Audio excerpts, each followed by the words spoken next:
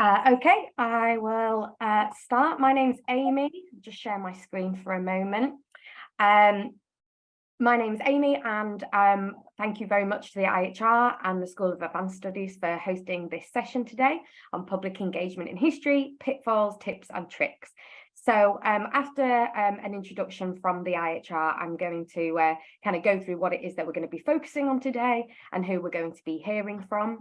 But essentially what we've got today is a panel of people that work in public engagement, and are going to be able to share with you their thoughts, their experiences, best practice, to stop you from having to reinvent the wheel. And hopefully this session will be useful for you if you're actively engaged in public engagement. Might kind of you might get some nice sense of solidarity from some of the experiences that are going to be shared today, and some new ideas and things like that. But also, if this is kind of new to you, then hopefully this will be a kind of good introduction into public engagement in history in a variety of different kind of topics, different regions across the country and things like that. So hopefully it should be useful. It's going to run until 4 o'clock. But there is some flexibility in the programme and time for questions and things like that. So there's a chance that it might finish a little bit earlier. I am going to just hand over now to Gemma at the IHR, who's going to play a little introduction from the Institute of Historical Research. Well, hello everyone, and welcome to this event hosted and chaired by Amy Todd, an expert public engagement practitioner and co-founder of the Dig Yourself Heritage Public Engagement Agency. I'm Professor Catherine Clark. I'm Director of our Centre for the History of People, Place and Community here at the IHR, and engaged, outward-facing history practice is at the heart of what we do. I'm so sorry I can't be with you today. I've got a clash. And I wanted to record this short message to welcome you virtually to the IHR. Thank you so much for joining this event. I also wanted to say a huge thank you to our stellar lineup of expert speakers today. We're so grateful to you for your time and input. I know you're going to be sharing insights in particular on working with underrepresented groups, using innovative methods and approaches. I'm really looking forward to catching up with the recording, and I know we're all going to learn a great deal. Finally, enormous thanks to Amy for proposing and organising this event. We were lucky enough to have Amy as a colleague with us at the IHR a few years ago when she worked on the brilliant Layers of London project. We're really fortunate today, Amy, to benefit from your expertise, your experience, your extensive networks as an engaged historian, and also your skill in bringing together people and ideas. Thank you. So I will let you all get started. Enjoy the session. Bye. Okay, so I'm just going to start off the session with a little bit of an introduction to public engagement in history. Obviously, I wanted to make this session as accessible as possible. So whether you're studying, or whether this is something that's new to you, I just want to make sure that we've kind of got the fundamentals of, how that work and the kind of projects that we're going to be hearing from. So I'll just share my screen again. So as Catherine mentioned, I've worked in public engagement now for about 7 or 8 years, and before that I was a teacher, so I've always in some kind of way worked with people, the public and education, and I work on a variety of different projects, including I've worked with most, if not all, of the colleagues on this call in some capacity. So the kind of public history and public engagement with history kind of work we're going to be talking about today kind of fits within, I think, 2 fields. So a lot of kind of public engagement with history projects are about the process of active history making. So, for example, Layers of London is a great example of this. So you've got crowdsourced history. You're asking the public, local communities, you might be working with specific groups and asking them to add their history onto this fantastic interactive map of London. This is all in line with the ideology of kind of democratizing history. So it not just being in the academy, you're acknowledging public knowledge and history and assets and things like that. And I think there's another way of doing it, and that might be exploring a public history topic. So you might, as I put here, research working class cultural production in a certain decade, and the outputs of that might be published within academia, so within academic journals, and then the aim of that might be to kind of widen the scope of historical research. And obviously in between that, there's loads of different kind of gradients of that. So that might be your topic, but you also might choose to use that kind of public history process in that too. So I think that all the kind of projects and works that we're going to be hearing from today are going to fit within that framework at some point. So I'm just going to give you some examples, just that so you can kind of see some examples of the kind of work that we are talking about. So this is the Wollstonecraft Society. I do some work for them as well. And the Wollstonecraft Society is a human rights charity that's dedicated to Mary, her story, her legacy, and fight for human rights.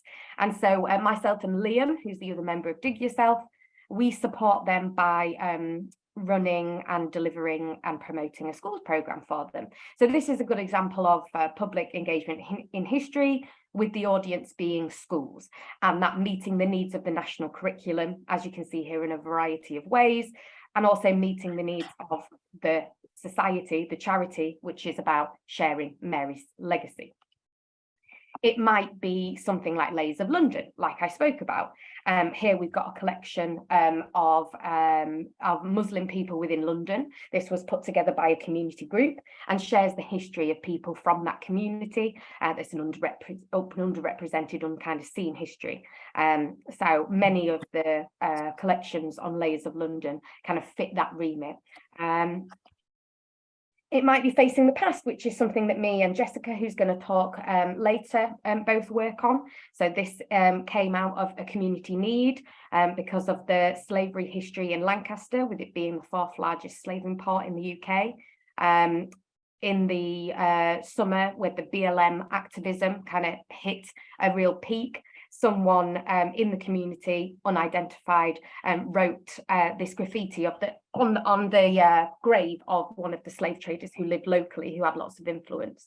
And this was an exercise in the local community kind of coming together and acknowledging this history, and many conversations being had about what to do with this history and how to memorialize it, and how do you action things to benefit the local community in the future, which has led to amazing projects already, but also some really great consultation with young people and communities, which is the work that me and Jessica are working on at the moment.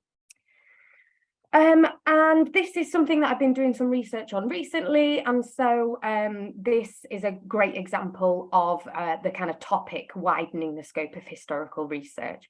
So researching the impact of the Equal Franchise Act, which the 100-year anniversary is in 2028, like the 1980 Suffrage Representation of the People's Act, and all the celebrations and commemorations we had for that. So, for example, that research can then be used to widen the historical scope, but also, like I've mentioned here, there could be loads of different kind of practice-based public engagement around that can then impact people in many different communities across the UK. So I think when you break it down, things to kind of consider when you hear from the different speakers and the work that they do and their experiences, we're thinking about these kind of key things that I think are always important to think about when you're planning a public engagement project in history, when you're delivering one. A lot of the times you're kind of brought in at delivery stage sometimes. So these are things that need constantly reflecting on and evaluating too, and monitoring the kind of success and if this is the kind of measures that you're looking for. So audiences are obviously a huge one when it comes to public engagement, and like Catherine mentioned in that introduction, there's a lot of focus on who's not being served well by the sector, and what kind of histories can we work with communities to kind of uncover that are not represented in museums, archives, they're not publicly accessible, or that group isn't being served currently by the heritage and history sector industry. Process versus outcome doesn't always have to be versus, but like I said, is it a kind of egalitarian process that you're doing? Are you actively community making? Or maybe the outcome is, maybe you might be, as many of you on this call have done, I'm sure, maybe working with a community to co-develop a exhibition, and the outcome is the exhibition. In a variety of projects, it might be that the outcome is the focus, it might be that the process is the focus, and it might be a bit of both. Another thing to consider is why now? So like I said about the Equal Franchise Act, that's got a clear kind of why and a wow, because it's 100 years. So there's a kind of milestone in this kind of democracy and political history in the country. But it might be why now, because it might be a community who are moving out of a certain area. So you want to kind of document their stories before they leave, or they're not here anymore. Or it might be that it's a similar kind of political environment to something that's happened before. So you want to kind of show those similarities. So for example, strikes in the 1920s, for example. Can you affect real world? Is this meeting a need? So it's similar to kind of why now, but I think myself and many of the practitioners that are on this call use public engagement in history not just to focus on the past, but it's also to make changes today. So what can using history and heritage as a kind of jumping off point do to kind of benefit our world today, society today, the communities that we're working with? So, is this meeting a social need? Is this meeting a community need? And if not, I think you have to really consider why it is that you're doing that public engagement in that history topic. And lastly, I guess that's kind of similar. Can you affect real world circumstances and produce tangible outcomes? So, for example, a really fantastic outcome of the processions work, which was the part of the 2018 suffrage commemorations I was reading about, was a group in Scotland that were working with a local refugee community, and they said, well, this kind of equal franchise doesn't kind of extend to us even to today. And so they spoke with local councillors, and then some policy was enacted so that this local community group could have a say in what was going on in their local area, albeit just at a local council level. But because of that, you've got actual tangible outcomes, and you've got people actively involved in political participation, and hopefully that might make impact higher up the chain as well. And there's loads of different examples of this. So how does it work? I won't run through it, but again, just in terms of being accessible, many of you probably already work in these ways, but many of these kind of programs and projects are externally funded through people like the Arts Council or the National Lottery Heritage Fund, or grantees and things like Garfield Western, and depending on what the need of the funders and your needs are. And there's many amazing organisations and charities that operate this way too, and that kind of work from bid to bid. So it might be that you've got a local arts charity, and they're all about kind of arts intervention in the local community, and they will constantly work and apply for bids and grants to try and meet that need and be able to deliver that intervention. And that means constantly having to meet stakeholders and funders' needs and wants and keep up their core delivery as well. There's a lot of there's a lot of kind of temporary posts and temporary funding and things like this, and that can make life quite difficult, I think, when it comes to kind of public engagement in history too. Obviously there's amazing organisations, the permanent organisations that really build their remit around public engagement, and that's the first thing. For example, Facing the Past in Lancaster is a great example of that. It came from a community need, but there's a lot of great work in permanent institutions that find that they want to do public engagement in a particular topic or with a particular community, but then you get the difficulties of working on a temporary project-based thing within a wider permanent institution, and different frameworks of working, different timescales and things like that. I'm sure anyone who's worked on this will know what I'm talking about. And you have to kind of learn quite quickly how to kind of manage that. And it's about code switching, and it's about being able to kind of explain what it is that you're doing, but in different ways to different people to meet their expectations and meet their needs. And then, like I said here, you've got a variety of kind of different projects. So as again, we've already spoke about projects that come from consultation or community need, projects that come from a kind of gap, maybe in a collection that an archive or a public institution want to address. And it might be to increase access to heritage and things like that too. So, for example, where Barney works in Newington Green Meeting House, that's a big remit of their project, is they've got this really fantastic historical building, and how do they engage people with that building and their stories and get them into the building. These are the various different people that are involved, and there's many more too, in like public engagement in history, from anywhere from, trade unions, political groups, universities and colleges, voluntary organisations, thousands of charities doing fantastic work across the country, community groups, local authorities. So, you might work, as I have and many people here, in a variety of different workplaces when it comes to public engagement in history. Right now I work with Holly, who's also on the call, and we work for a music label and a festival in Liverpool, and I run a music histories course on that. So that's taken me into a completely different workplace, one that is quite new to me. And why, I suppose, public engagement in history has really significantly grown over the past 30 years. And that's for many of these different reasons. There's a lot more, the evolution of roles like historians, archivists, museum people, all these kind of really skilled jobs and roles, librarians as well, constantly expanding, and public engagement is being added to that. The impacts and refs of higher education, and taking into account, these kinds of things, democratizing history, as I mentioned, getting people actively involved in the history making process. And also, as I said, as it says at the bottom there, there's really fantastic work going on that's kind of challenging some of the work that's happened in the past, and kind of rethinking how it is that we teach, read, write, make history.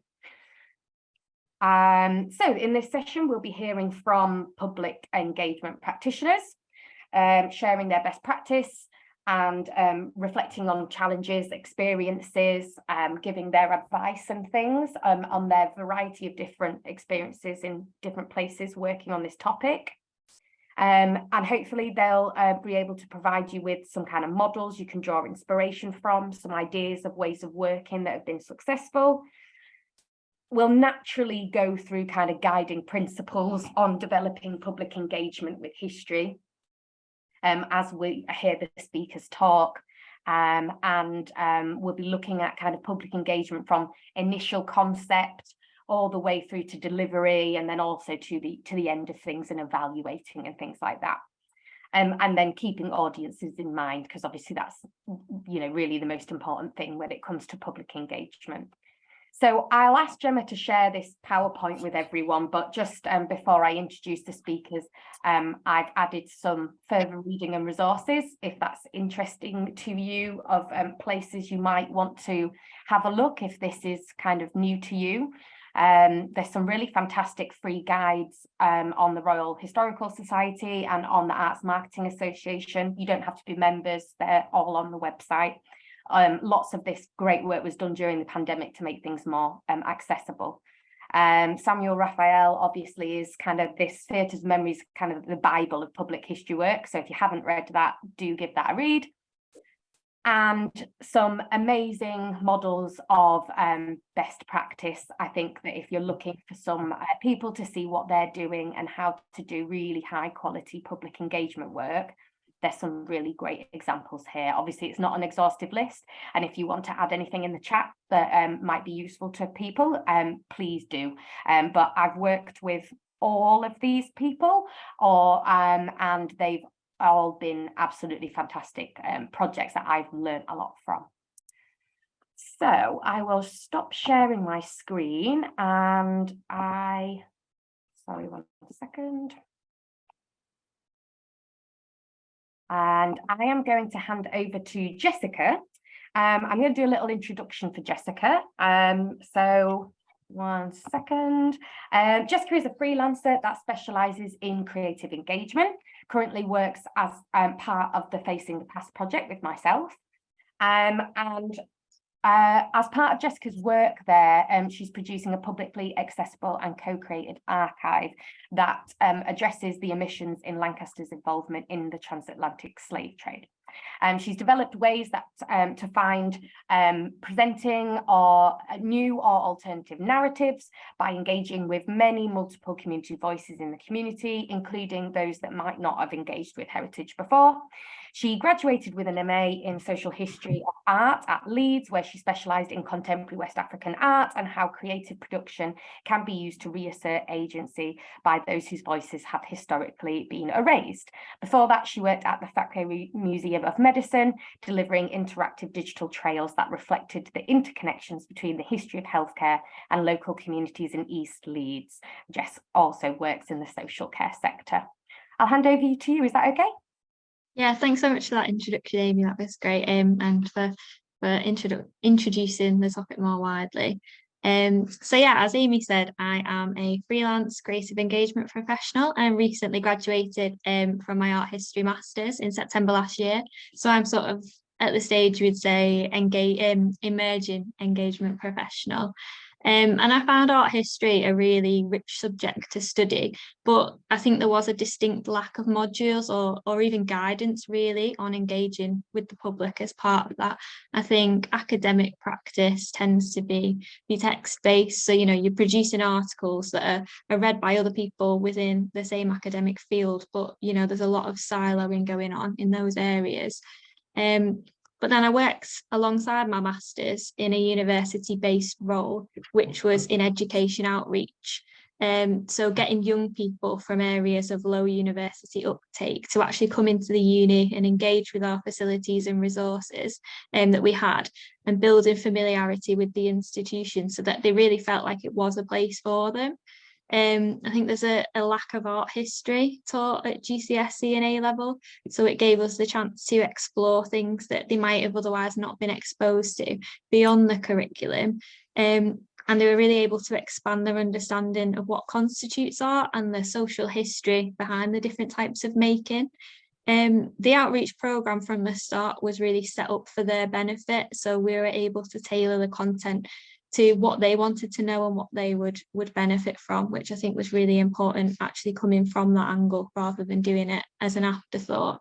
After that, I did an internship with the Thackeray Museum, and I worked with the wonderful Dr. Ramali Jayavardhana, who was community co-producer at the museum at the time. She's now the community participation lead at National Museums Liverpool, and she completed her PhD on facilitating storytelling with those living within the aftermath of the Sri Lankan Civil War. So that really was a focus for a lot of her work. So at the Thackeray, we produced an audio tour that looked at an area of the East Leeds that at the same time, it had the biggest healthcare site in Europe, so St James's Hospital, but it was situated within a borough of Leeds that had some of the highest health inequality in the country. So we were using the podcast audio tour as a medium to really sort of look at that history of the area and why this was the case, but also bringing in the community members to speak to that, to unpack that. And because I had Ramali as my mentor on that project, we were really approaching it with the community at the centre. And I think when you build the project up first in-house in the institution, it makes it more inaccessible trying to engage the community afterwards.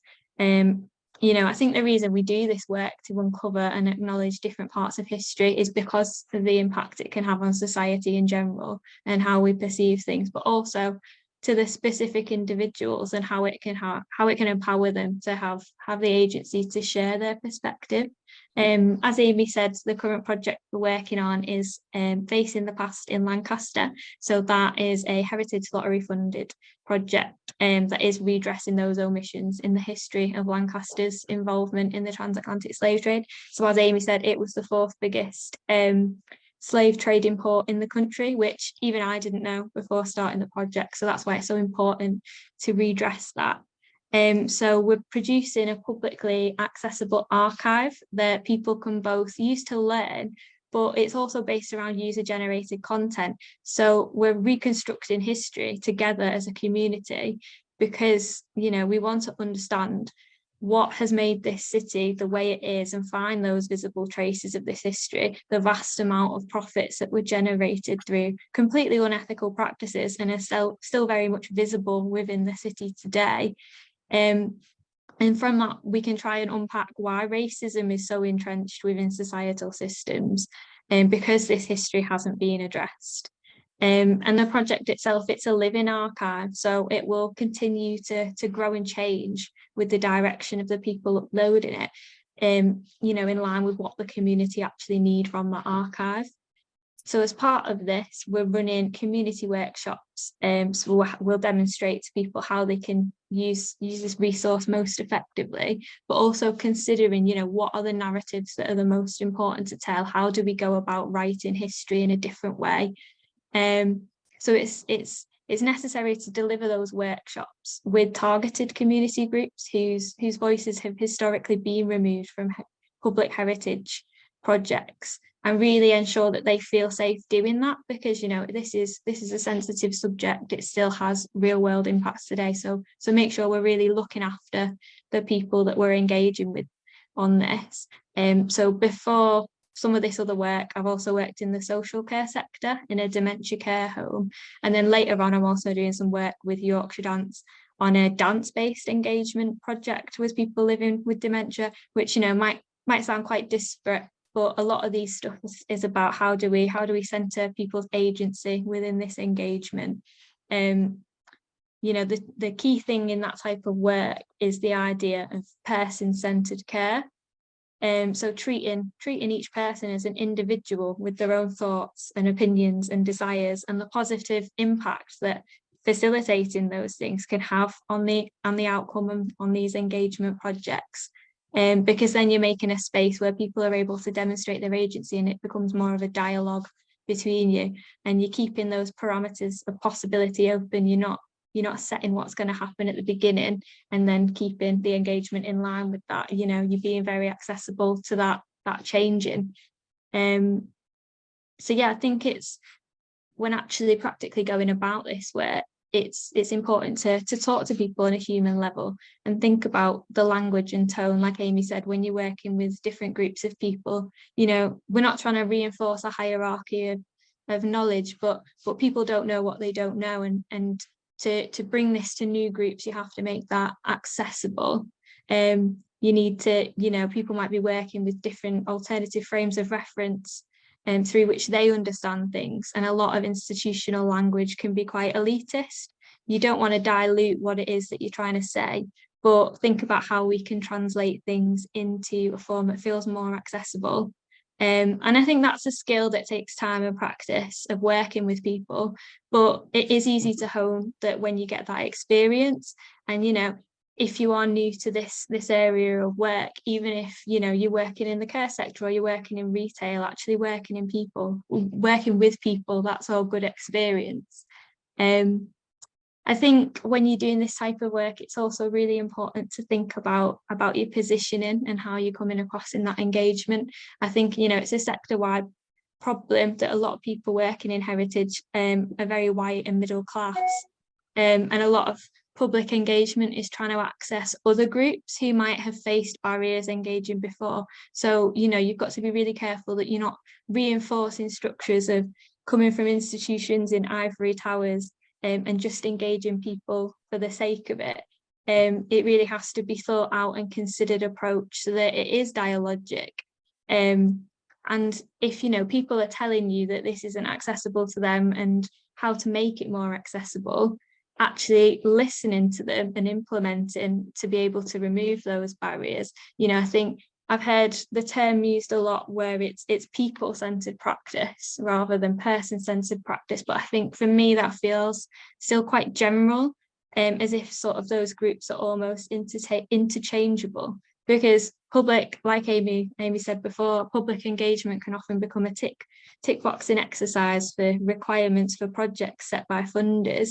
But you do need to think about the impact of the project. You can't use people and sort of drop them when they're no longer required. It needs a lot of sensitivity and care. And I think you need to really spend time with the people that you're working with and get to know them on an individual level, so that you have the trust between you to be able to deliver projects together, you know, and building those relationships and trust quickly are again a skill, but the more you become experienced in delivering this type of public engagement, the easier that becomes.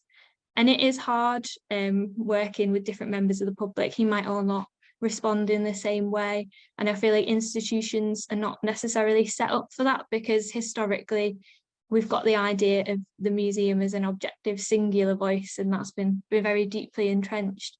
But obviously with talks like this happening, I think in terms of public discourse, we realise that's no longer acceptable. But it's the internal systems of the institution, like recruitment and the actual programmes that they develop. Those are the things that need to be able to facilitate that.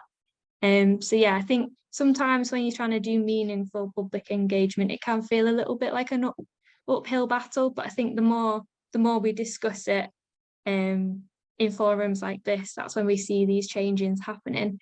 The great thing about working with Amy on FACE in the past is it's a project created entirely by a group of freelancers who aren't bound to institutionally set policies. So, you know, we're guided by what we think is the right thing to do.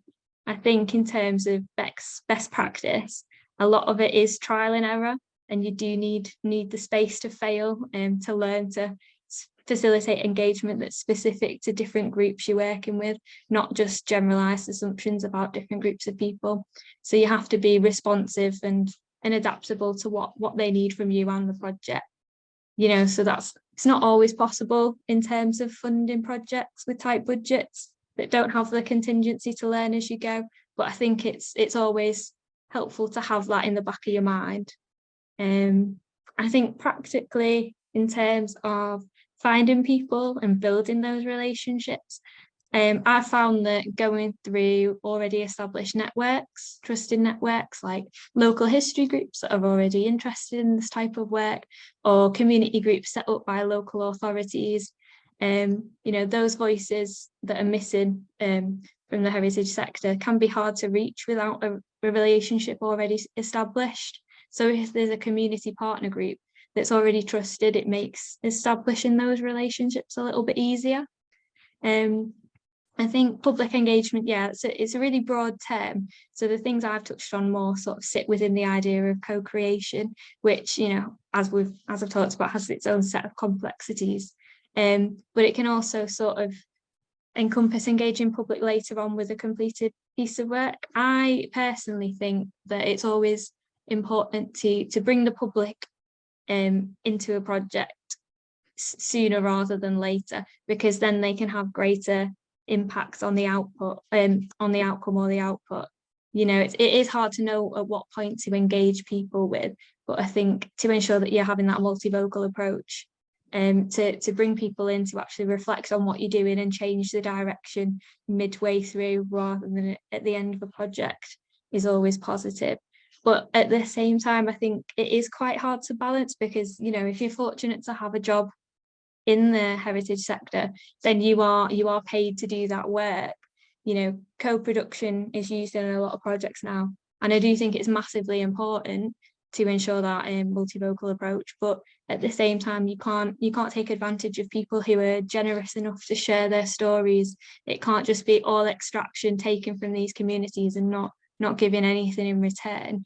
I think it definitely has to try to be mutually beneficial.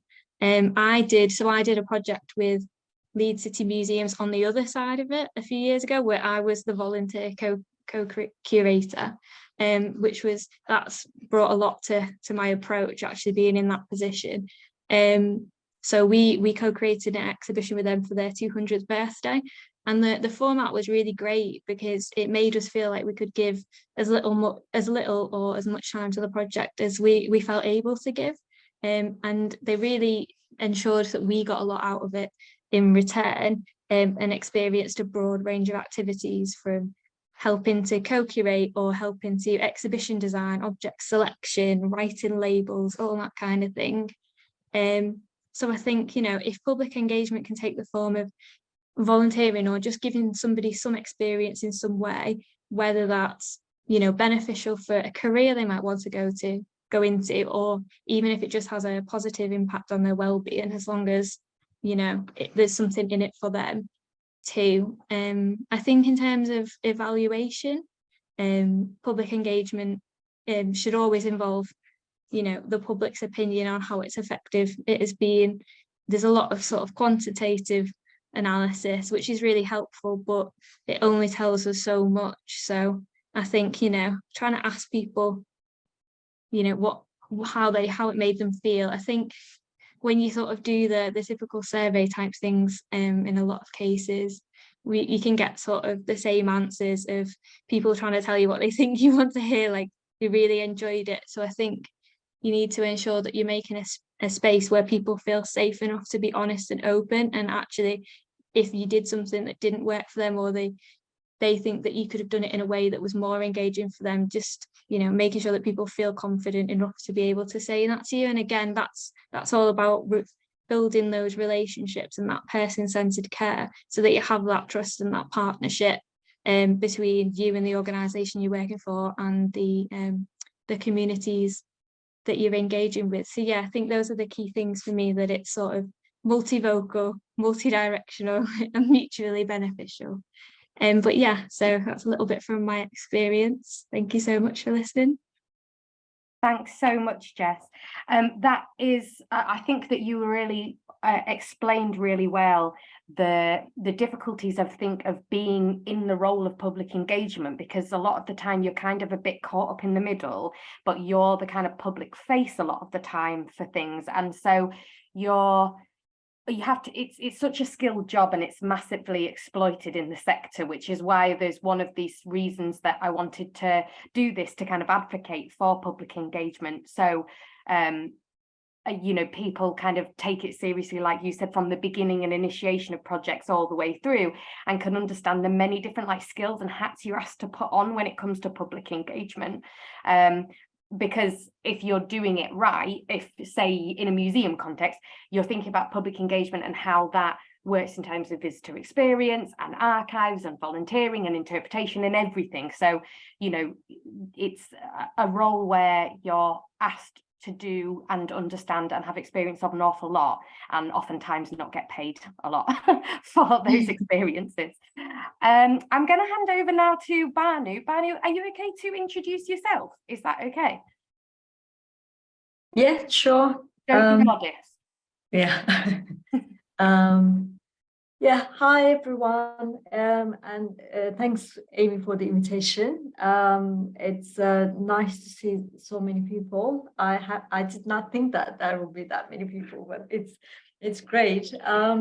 So my name is Banu Aydınolgil. I'm in London, and I work as a program manager for the Newington Green Meeting House, taking over from Amy from October 2002. I have a background in archaeology, specifically in prehistory. I studied in Turkey, in Istanbul University, did my master's at UCL in London, and then moved on to cultural heritage and communities a little bit. Started doing my PhD, but did not finish it yet. What else about me? I lived and worked in Hackney for last 20 years. I love it, and Again, Hackney has the largest Turkish-Kurdish community as well, and Turkish is the second most spoken language in Hackney. I'm currently working for a different project as well, a charity. It's a mental health project. We work with the local GPs and supporting again the patients and the residents of Hackney. And also I did a project in the past, an oral history project with Museum of London.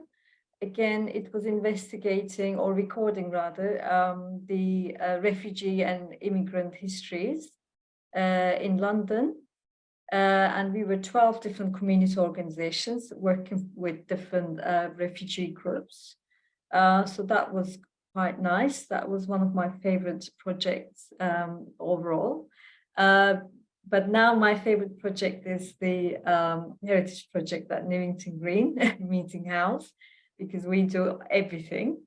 And I have a little presentation for you, just talking about Newington Green Meeting House. And Nick is also, hi Nick, is also here. Nick Toner is our general manager, so he may want to chip in at some point. So shall I share my screen?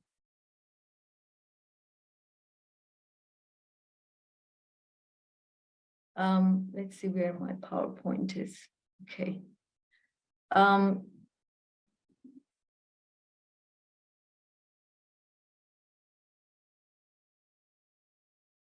So how do I do that? PowerPoint as virtual background.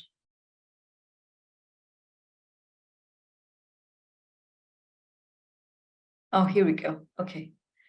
So,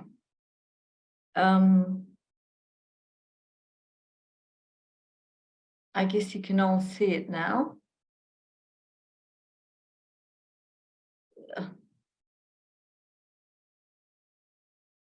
No, that's sorry, these bits are going in the, just move this. All right, slideshow. Okay. So yeah, as I mentioned, I mean, there's so much about Newington Green Meeting House. I just try to just present some of the basics of what we are doing and who we are. Newington Green Meeting House is in, sorry. How do I go? Oh, here we go. So it's a Newington Green Meeting House is historically part of the Unitarian church, but it's presented as a non-religious church based in Hackney and founded in the 18th century. So I'll talk about a little bit about the history, what the Newington Green Meeting House Heritage Project is, the public events we do. I'll show you some stats.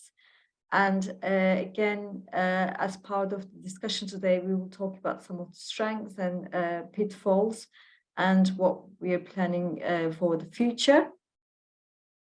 So Newington Green Meeting House has a rich history.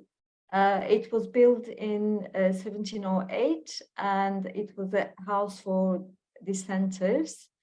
And dissenters were those who rejected Church of England, and because of this, this implied a rejection of the monarchy, and they were not given full civil rights. They could not take civil office or attend university at the time. As dissenters' rights improved in the late 17th and early 18th centuries, it became possible to worship in public, and Meeting House was built to serve the now well-established Newington Green community. And in 1758, Richard Price, famous philosopher, political theorist, mathematician, and royal academician, became the minister of for the Meeting House. And another significant historical character, as you may know, involved with the Newington Green Meeting House is Mary Wollstonecraft, who is known to be the founder of Western feminism. She's also the writer, philosopher, and advocate for women's rights, and wrote the first book or pamphlet about women's rights, vindication of rights of women. And she moved to Newington Green in 1784. And some of the other characters that the historical characters that you know or everyone is familiar with is Mary Wollstonecraft's partner, William Godwin, who was the founder of philosophical anarchism, and their daughter Mary Shelley, who is the author of Frankenstein. So this, as you can see, it has a huge history and background from the 17th, 18th, and 19th centuries. And 5 years ago, the Meeting House received a generous funding from National Lottery Heritage Fund. And the Meeting House has undergone a major renovation to open it to public and to have to host different groups in the house. And it's been transformed into a fully accessible free heritage space, ready to share its radical history and encourage visitors to think differently. So that's what we're trying to do now. And as I mentioned a little bit, it was the building was a hotbed of revolutionary thinking in the 18th century and holds stories of Richard Price, Anna Letitia Barbauld, Andrew Pritchard, and most notably Mary Wollstonecraft. And you can find more about the history of the site on our website, Newington Green Meeting House website. And now what we do, we host a regular program of events, exhibitions, celebrating our history and offering a radically inclusive welcome to the local community. And again, on our website, you can find out more about how we are doing it. We can find various events. So this is our team, the diverse team. Mercedes is yet to submit a photograph, but now we have we are a small team of within the Heritage Project. Nick is here, as I mentioned. He's our general manager. David Walter was one of the volunteers that worked with Amy, and he did the he helped. He's doing his research, and he also did great work with the Hackney Archives. And now he's hired as a research assistant on a freelance basis.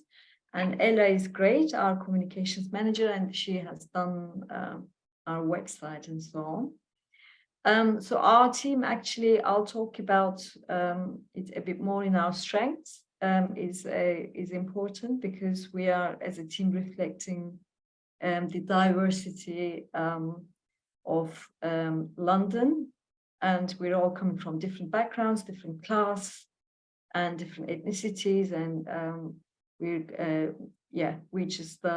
I think it's a great team now. That's which is important. Jess was talking about how the recruitment, for instance, should reflect some of the diversity issues.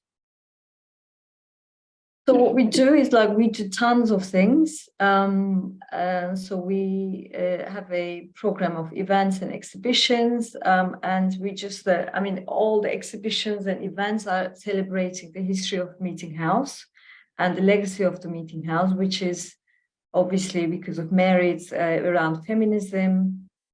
It's about equality, and it's about being radically inclusive.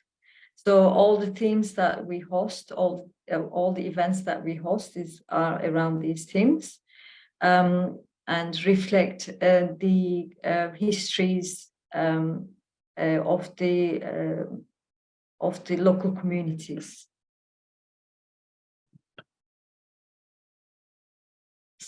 So again, it has different components and different strengths. The events and exhibitions we do school visits, again in collaboration with the Mary Wollstonecraft Society, trying to teach school children the history of the building, about feminism, about equality, and about the legacy of the building, and do some workshops and so on. And there are different things like affordable after-school club. We do drama classes for children. We have drawing classes. We host different community groups, and we have different partners as well. And we have volunteers who are writing blogs on the history of the building, and they can be found as digital publication on website. Again, these are pictures from some of the recent exhibitions we did. This is the Black Germany exhibition, covering the history of Black people in Germany, created by Professor Robbie Atkin in Sheffield Hallam University. And this other picture is actually a pop-up exhibition for fundraising event for Ukraine. Again, at the bottom you will see the picture of Hackney Dudes. You must miss them, Amy. Amy was part of the Hackney Dudes, and they are, I think, 65 plus music group who practice at the meeting house on weekly basis. And hopefully they will just kind of give us a gig at some point at the meeting house.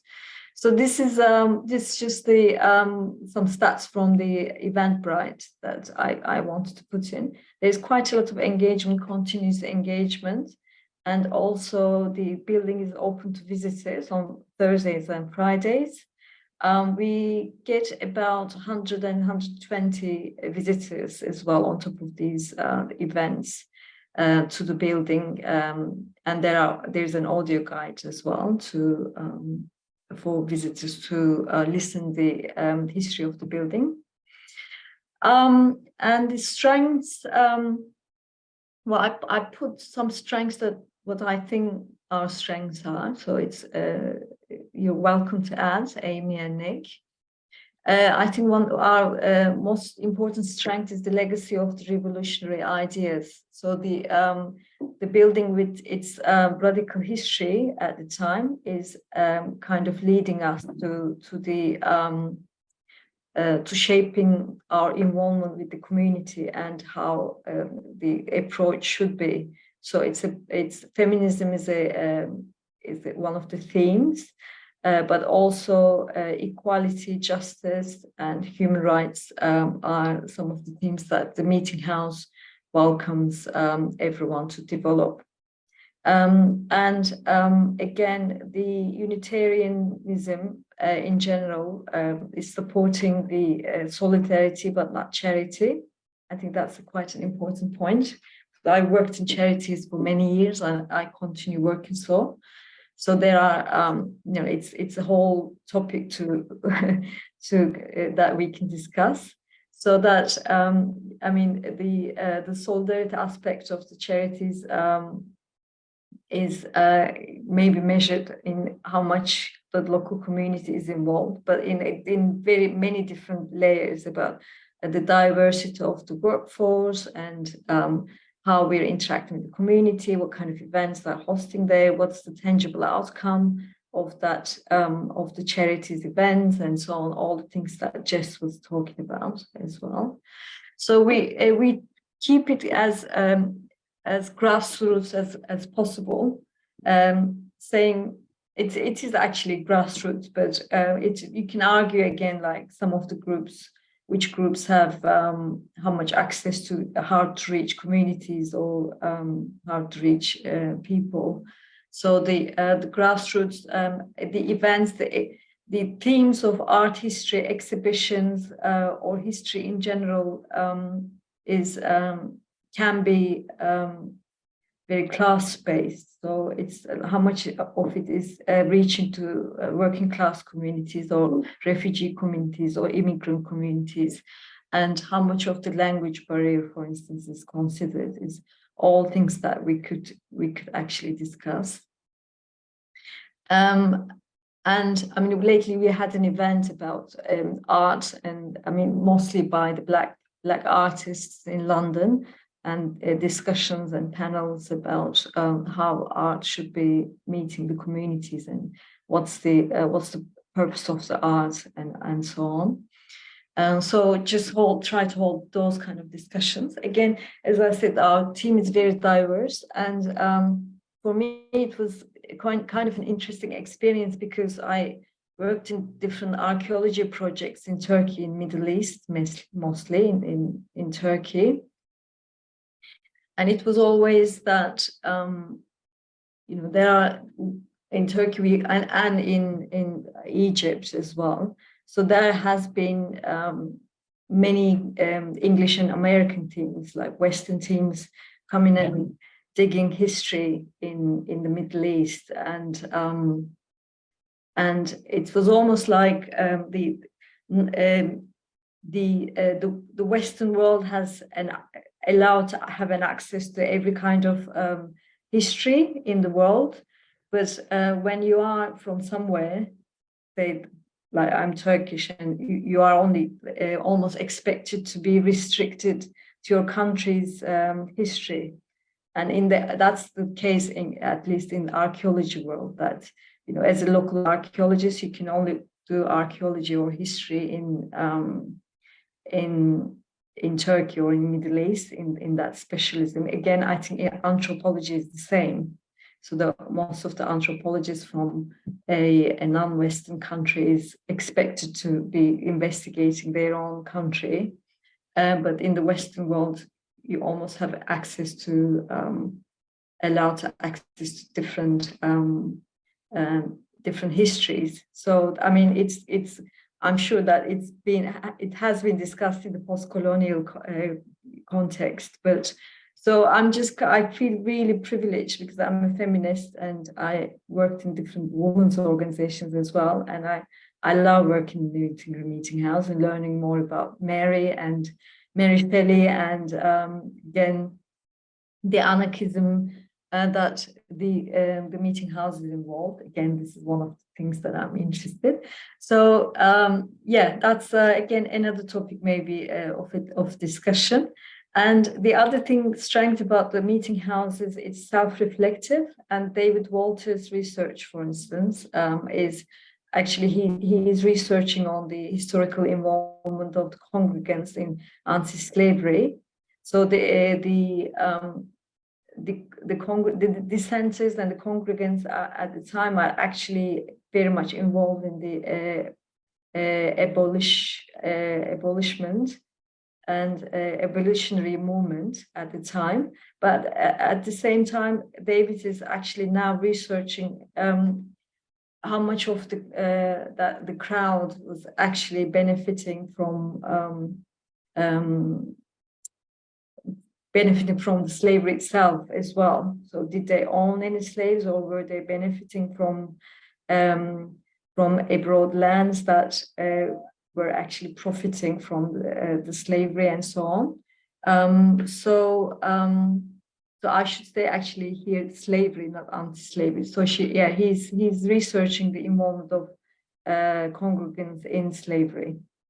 So I just find it intriguing, and it's a very interesting part of research. It's self-reflective of the meeting house to be kind of given a platform for this to be researched. And again, with Mercedes's involvement, Mercedes is coming from mixed heritage of Caribbean and white background, and so she's interested in the topics of EDI, equality, diversity, inclusion. So now she's very helpful in pointing out in our material, for instance, in our surveys, if they are diverse enough, or if there are any equality questions that is being missed out. So we kind of adopted it now, so that she pointed out a couple of points.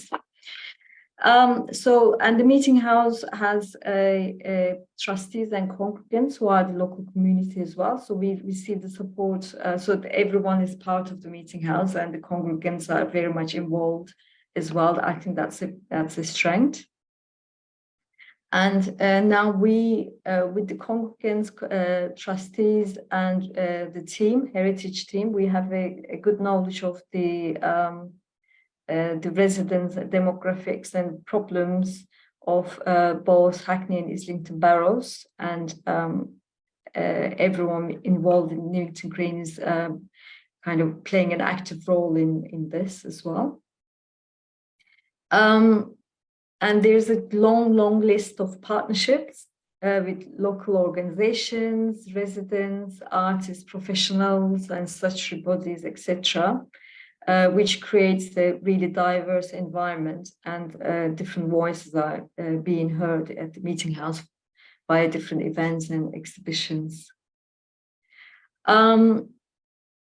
So I think we will discuss, and this list could be more extensive, but what I think pitfalls are, again,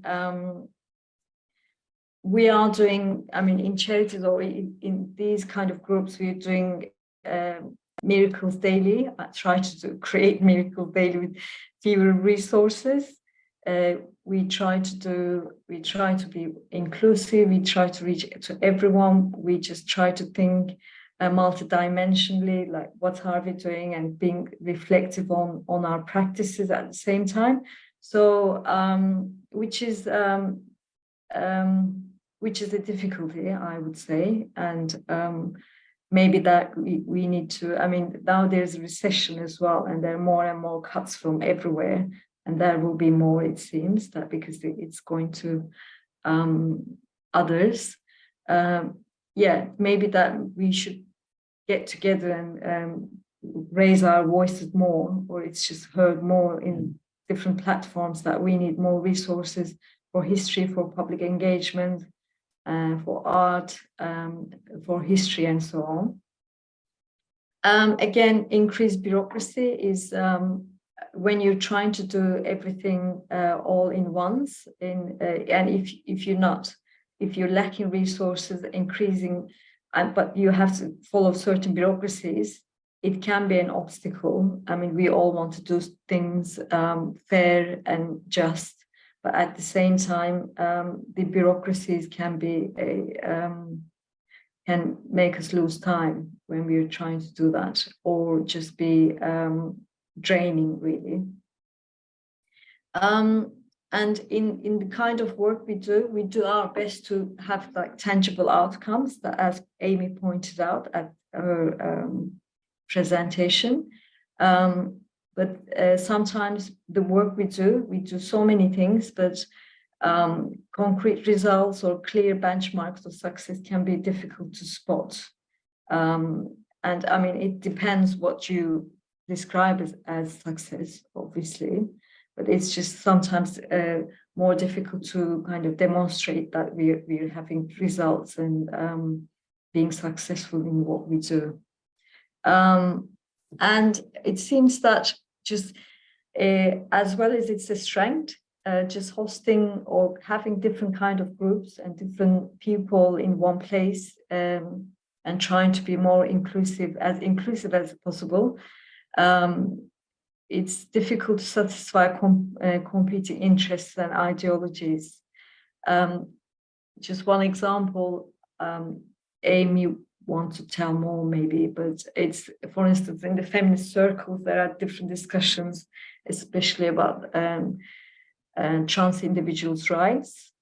And so there's a big section of feminism now is kind of opposing that it's the right, which is awful, I think. But there may be people from different circles involved in one place. So it's a challenge, or yeah, it is challenging to host or to kind of be inclusive in different ideologies that we don't agree and we don't see as part of feminism or equality, for instance. And again, because we're trying to do so many things at the same time, and there are all these challenges, it can, the level of burnout may be high in these sectors that, we're just trying to juggle many things in kind of overall difficult environment of London, say. So that's my observations that I see as strengths and pitfalls. And for future work, now we're trying to develop a strategy for future work.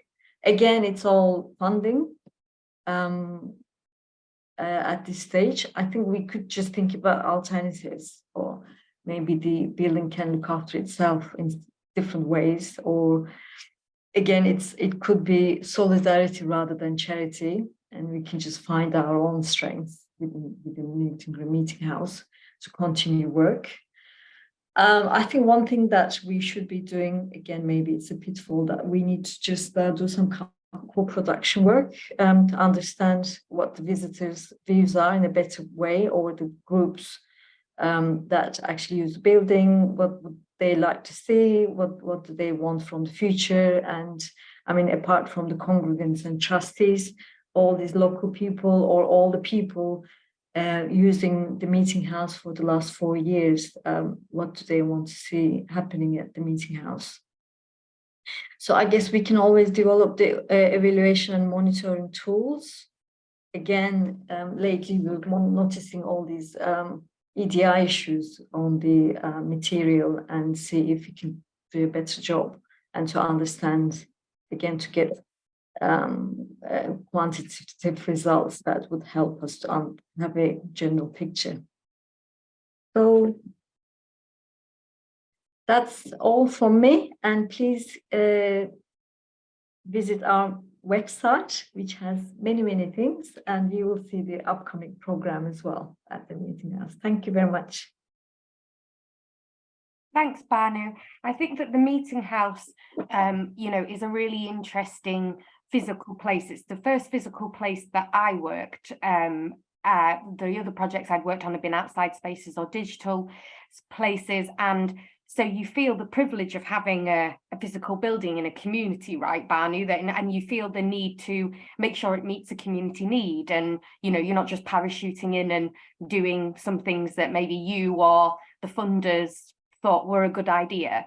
And I think something that you and Jess both spoke about, which is really important, and I was trying to get that across with the kind of process versus outcome thing, is staying open to that. So you might come up with the initial idea of doing this, like delivering school workshops, being open to the public 2 days a week, and having some events having some exhibitions about feminism today.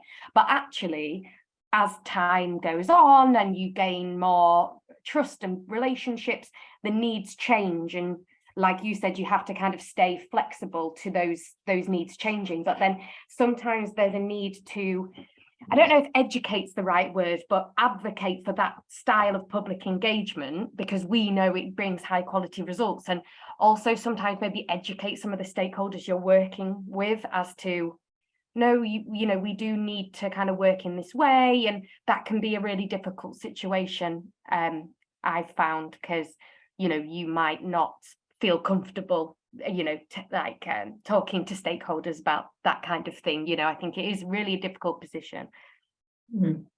Yeah.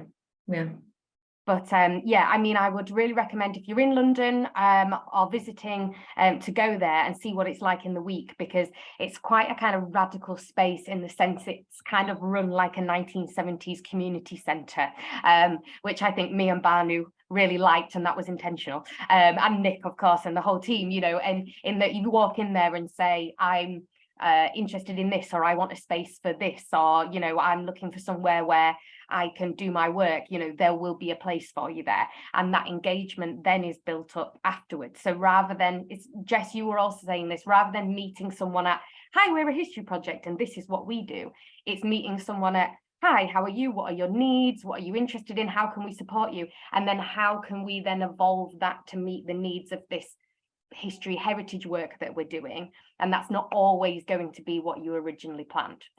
But 9 times out of 10, that will be really successful, high quality, everyone will be happy, but it takes a lot of time and resource to get there. Mhm. I'm going to pass on to Nadia now, but before that, I'm just going to read out Nadia's bio. 1 second. So we're going to hear from Nadia next. So Nadia Joseph has been involved in South African politics personally and professionally. She's the daughter of veterans of the liberation struggle. She herself worked for the anti-apartheid movement in London and remains an active campaigner around issues of social justice. She's written on politics and on cinema. Her BA dissertation was a close textual reading of race, gender and sexuality in 2 Neil Jordan films, and her MA thesis explored the possibility of recovery from trauma for individuals and nations in the aftermath of war through the lens of a feminist psychoanalytic analysis of the films The Night Porter, Death and The Maiden. She worked on the publication of her father's memoir, Slumboy from the Golden City, which is Merlin Press 2018.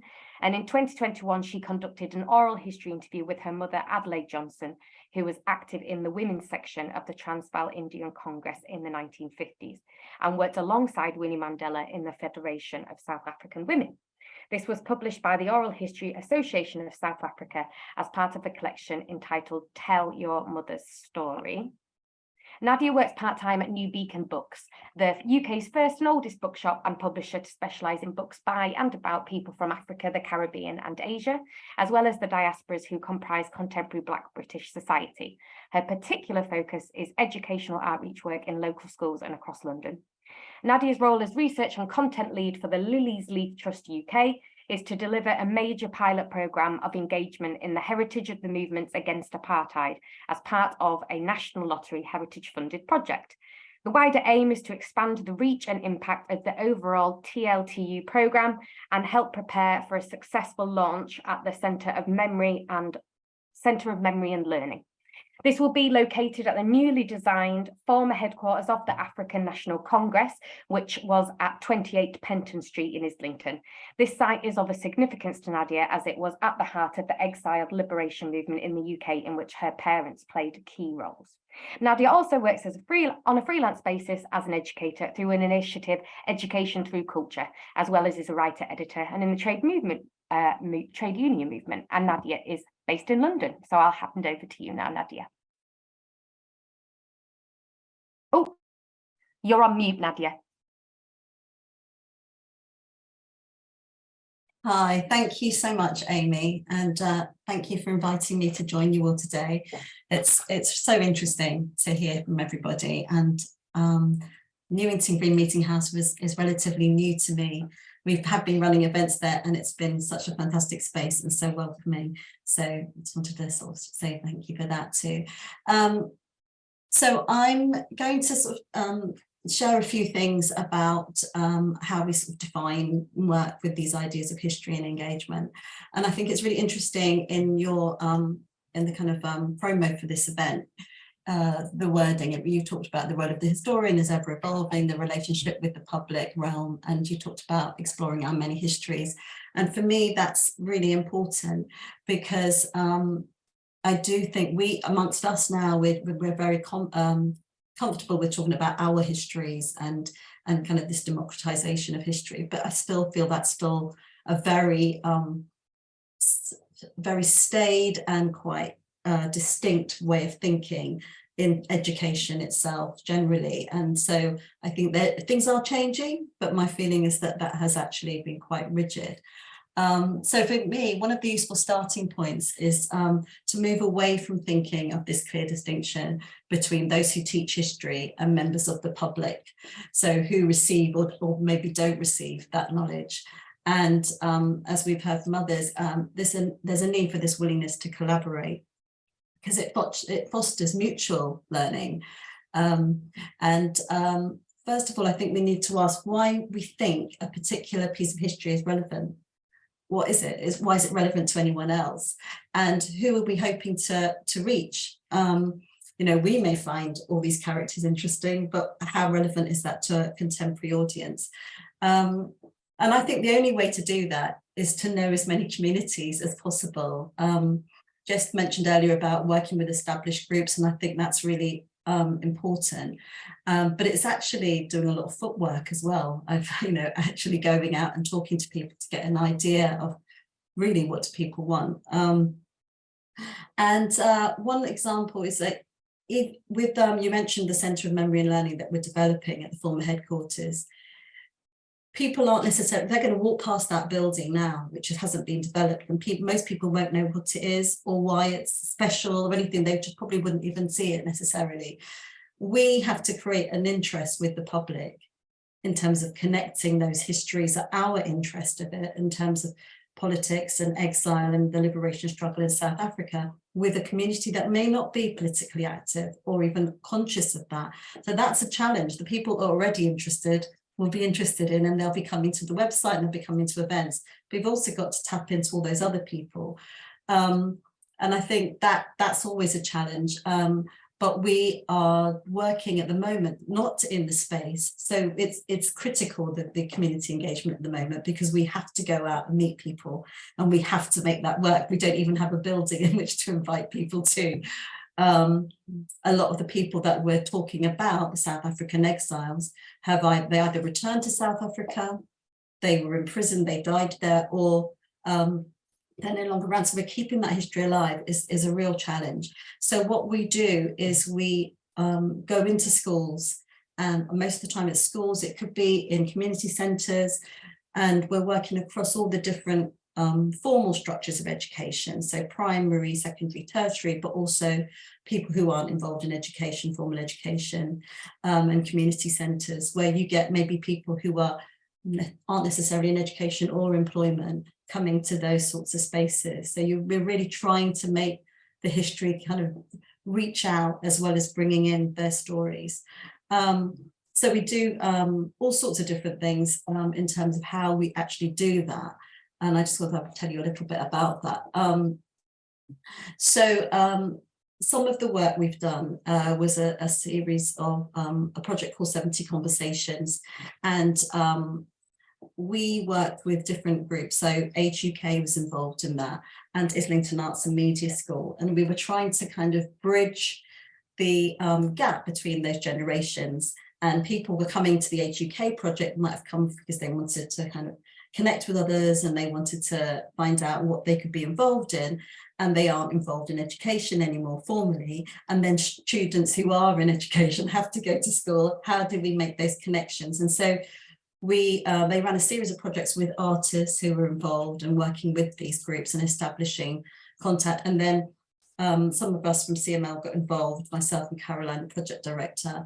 And one of the things we found was really useful is having lived experience and talking about history in a way that people can connect with.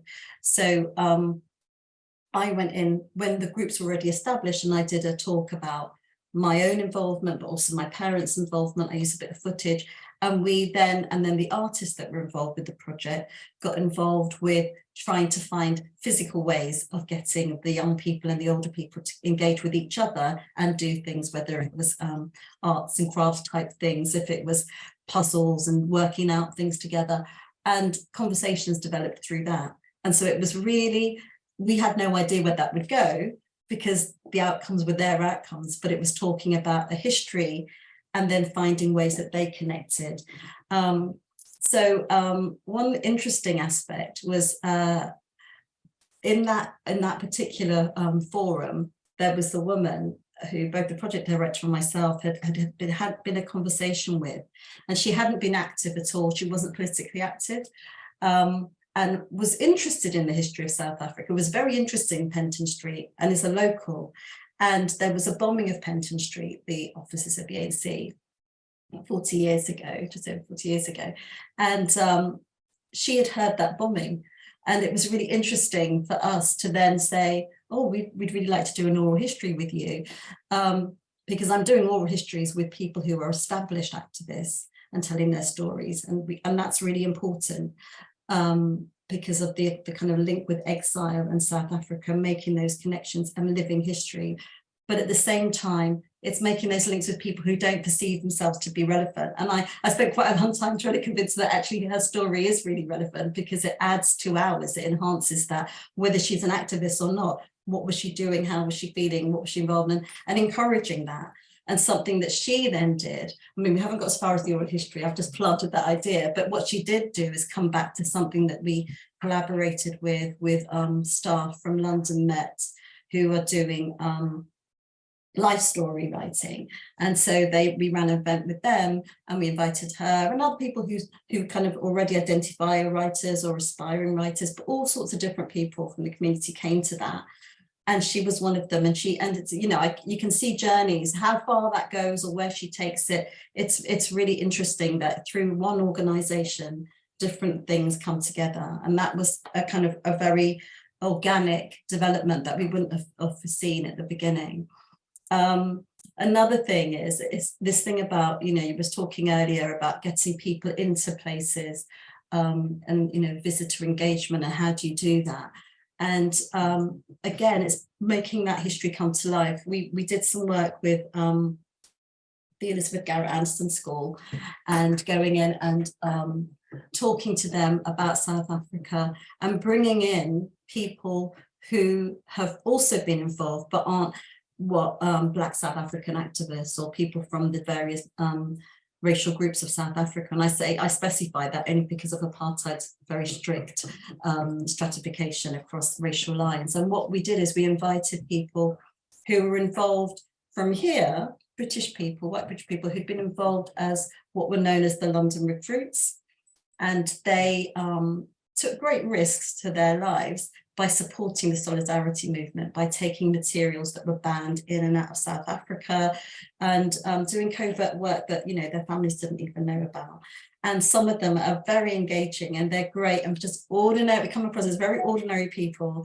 And they're fantastic at connecting with young people. And we took them in to the school, and the kids loved them, and they felt that history. They actually were saying things like, my God, this history is really coming alive, we can really understand it, because they had a really personable way of speaking to them. And I think that's really important. And just having somebody there that can bring something to life and is really interested in their audience. So they were talking to the children, the teenagers, in a way that made them feel validated. So it wasn't just, I'm presenting to you some history. And they had lots of questions. And because we developed that over time, those sessions, going in and doing other types of work, there was kind of confidence that came out of that. And I think that was really interesting. And they were then really thrilled, because they didn't realise that the Penton Street headquarters were literally around the corner from their school, and that the closest secondary school. So I took them on a trip to go and see it, and they couldn't go inside, but they were absolutely, you know, completely like, oh my goodness, I can't believe this is right here. And then from that, you know, a couple of them went to memorial when Desmond Tutu died. They went into central London. They don't often do that. They were getting involved. All those things I think are really important. So it's making those links with history, but actually allowing people and enabling people rather to participate in ways they wouldn't otherwise do. And for us, that's obviously a challenge, because as I say, the space is not developed. And this Centre of Memory and Learning is going to be something that we really feel is not just about a history of South African struggle or a history of solidarity, but making it connect with people here and now, or providing a hub of some sort where people can actually, not just from the diasporas or people who are, you know, simply refugees or Black people, but people who have got links in all sorts of ways of being marginalised, but also practitioners and academics and everybody coming together and not feeling it's being sectioned off in any way, but people feeling it's really accessible. I just wondered now if you could, Amy, please just screen share the website for Our Anti-Apartheid Legacy, because that might illustrate a couple of the things I've been talking about. Thanks.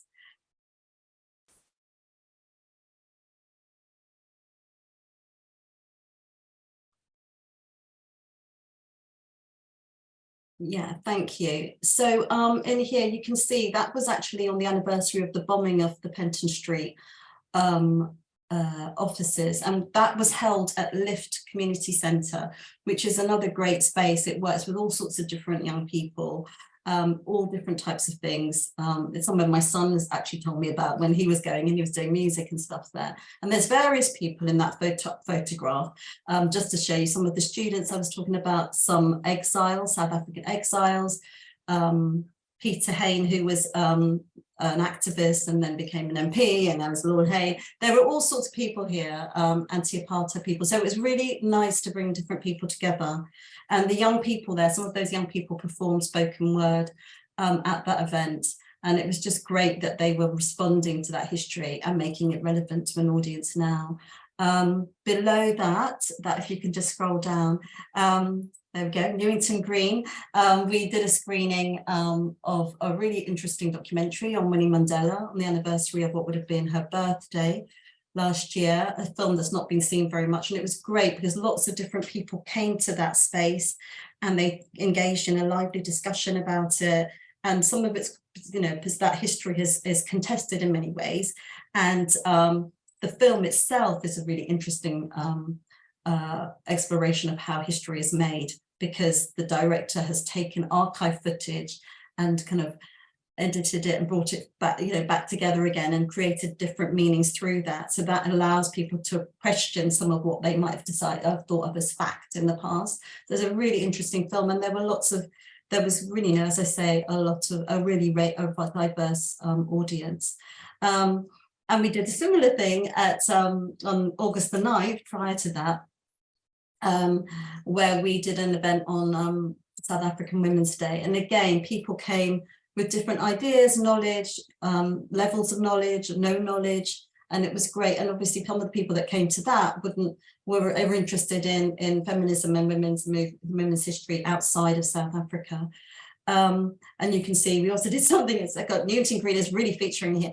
We did that Refugee Week, we also did stuff and collaborated with yourself, who, you know, you brought people into that, which was great because we were meeting new people. And I think there's all these connections, you know, when groups work together, there's so much that comes out of that. And you don't know exactly what's going to come out of it. You have an idea, and maybe the other people that you're collaborating with have an idea, and there's always something else. And it's always great when people are connecting afterwards and exchanging numbers and emails and events. So those are the kinds of things we do. We also work with people who are more established within our sort of remit of people that are involved in South Africa. So, you know, for Mandela Day, it was online, that event, because I think it was just a boiling hot day last year, and the venue at I think we were supposed to have it at the Black Cultural Archives, but it was just too hot to have people in a building. So we did that online, and that was with people who were working in the field, so people who were an academic field more, but connecting with people who were also activists. So someone like Gus John, who was both an academic and an activist, and other participants in that, talking about the legacy of Mandela and you know, and those kinds of histories and questions around it. I think that's probably all for that one. If we can close that. Thanks, Amy.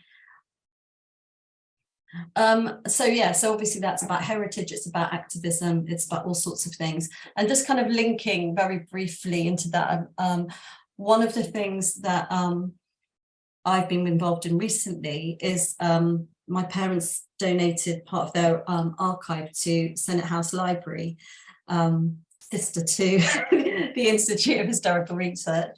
And we're in the process of discussing, myself and the team there in the collections department in the library, of how we can really engage more people to come into Senate House and look at those archives. So it's not just a sort of established scholars doing that, but schools, other people.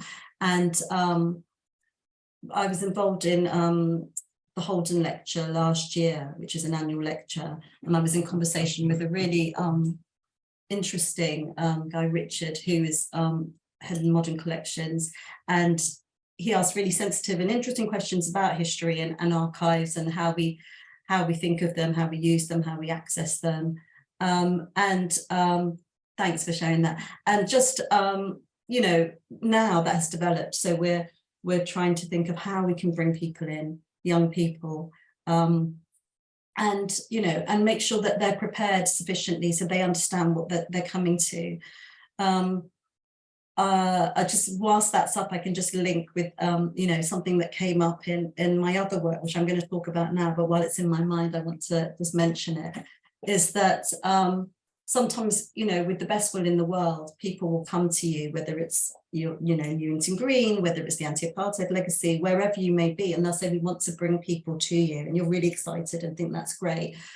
And one of the experiences that we've had at New Beacon Books, which I'm going to be coming on to in a second, is that sometimes people will want to come in, very well-meaning teachers, librarians, and they'll bring in children to a space. And this is what I'm trying to avoid in terms of a potential pitfall with working with Senate houses.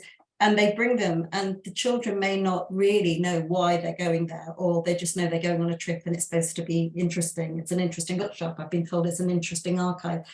And sometimes things come out of those events where we've collaborated with the organisers, but we don't really know who the people might be. And it's really important to know who they are.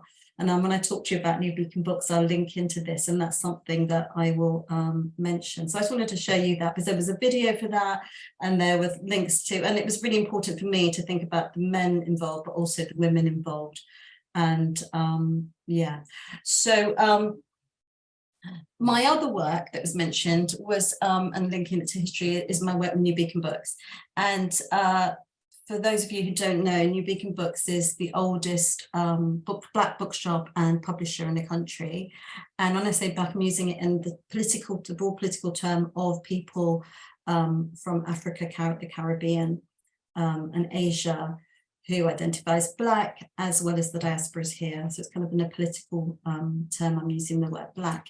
And they really promote the writing of people from there, but also engage with the public. And really the bookshop is in no way, it's an independent bookshop. It's been around for, you know, it's as old as me. It's not somewhere, it's not going to be like Waterstones or any of those other bookshops. We've got specialist interests, and yes, we can serve you as your local bookshop and order anything you want, but we have a specialism. So to some extent, we rely on people coming there with an idea of seeking that kind of information, but also letting people know, and that's a challenge. Lots of people wouldn't know. They don't know through their universities or their friends or activism. So how do we do that? And we have, you know, we use Instagram, we use our website, we probably underuse it to some extent. We should maybe do more of that and communicate with people. The bookshop nearly closed a couple of times. In 2016, when it was evident that, you know, Amazon, Kindle, all these other ways of consuming and purchasing books was competing with a traditional sort of independent market. But then we realized that the community really wanted that space, and we don't get a lot of footfall. We get regulars, as I say, and that's the challenge, trying to keep afloat after the pandemic, austerity. Why would people come to a bookshop when they can get it so much cheaper online?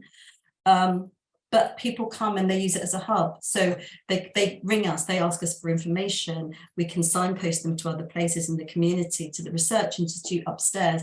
They just come and hang out, and they just want to be in a space.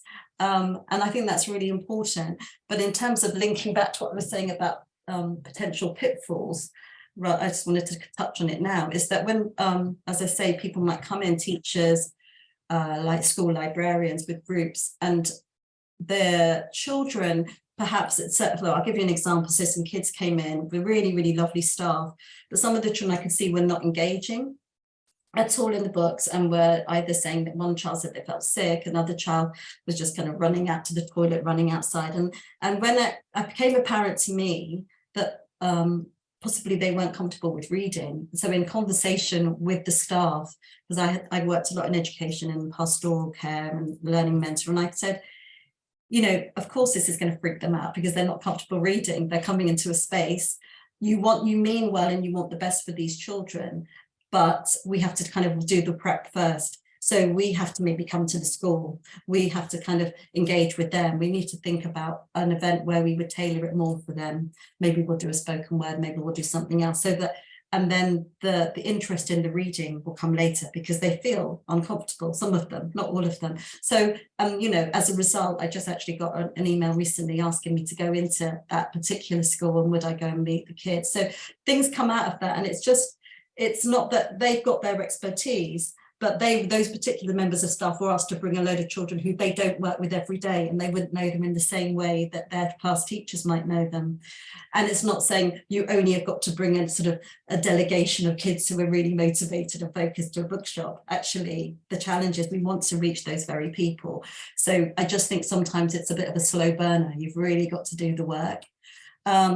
One wonderful example of, and I'm not taking credit for this in any way, but one wonderful example was there's a writer who is a big supporter of the bookshop, and she's brought out a book. First of all, she had a story as part of an anthology of children's books, The Very Merry Murder Club, which came out about over a year ago. And then last summer, she launched a book that was, she herself is a Black writer, I should say, well, I mean, I would think she'd probably identify as Black writer by dual heritage parentage. And she wrote a book that is based on 2 real Black characters. And there she is, there's Joanna there. Thank you, Amy, for anticipating so well what I'm talking about. And she wrote this book. That one was with the previous anthology, but last year, another book based on 2 real Black girls. One's Elizabeth Dido, the other is Lizzie Sancho. Some of you may know about Ignatius Sancho, who was her father, and Lizzie Dido, Elizabeth Dido, who lived at Kenwood House. And 2 real Black women, but what Joanna did is she fictionalized a relationship between them, a friendship. So what she did is set the book, this mystery kind of book that she wrote of the girls in London, in Georgian London.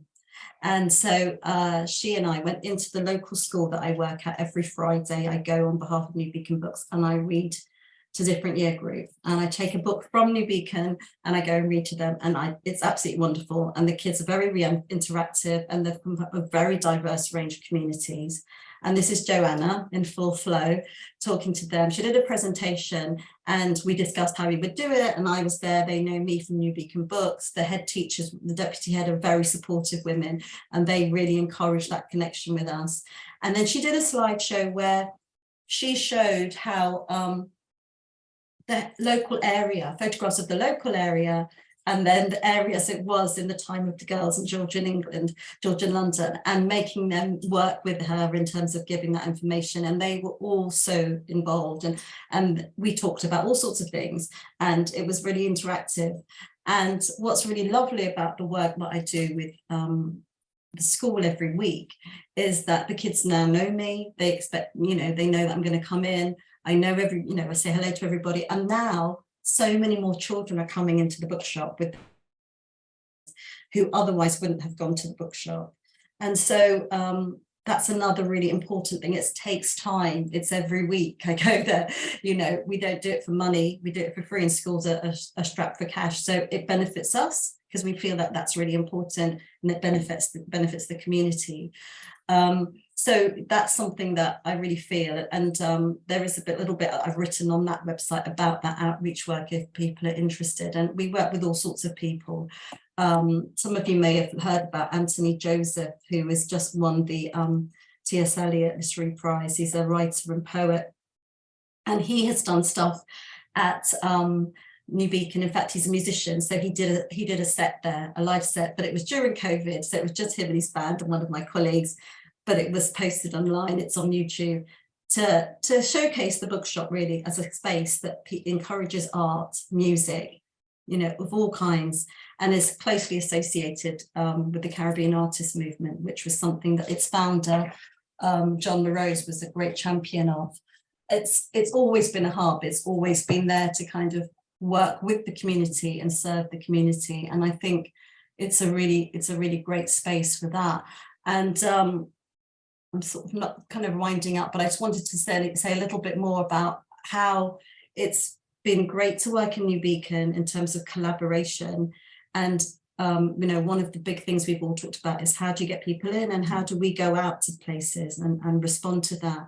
And in 2021, Some of you may know a Serpentine Pavilion that gets constructed each summer at Kensington Gardens, and if you don't, I would highly recommend that you check it out.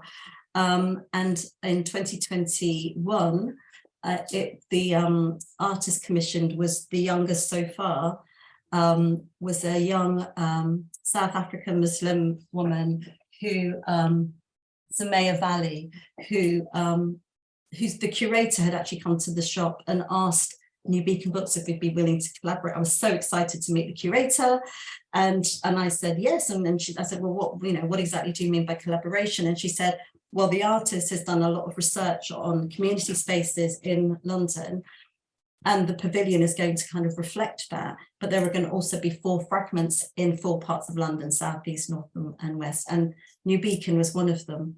And through that relationship that developed, it was really wonderful, because the pavilion is a temporary structure. It's only there for the summer. It's obviously about drawing people in. But by situating fragments that have remained in the 4 places, it actually keeps a link with that, and they're functional. So in our bookshop, it happens to be a kind of something that looks like an art structure, but it's also a bookcase, or it could be a seat.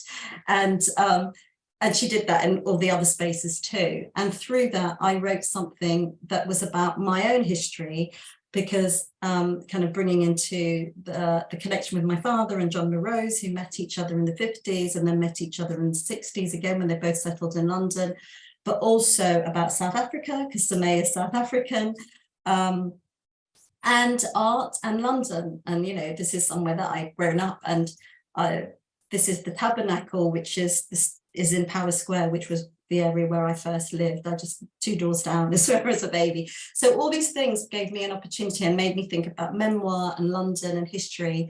And they were really supportive and put it on their website, and New Beacon put it on theirs. But it really was also an opportunity for us to really celebrate the fact that there was this coming together of art, writing. Some of you may know the poet J. Bernard. Jay did some soundscapes and work with young people about this, these spaces.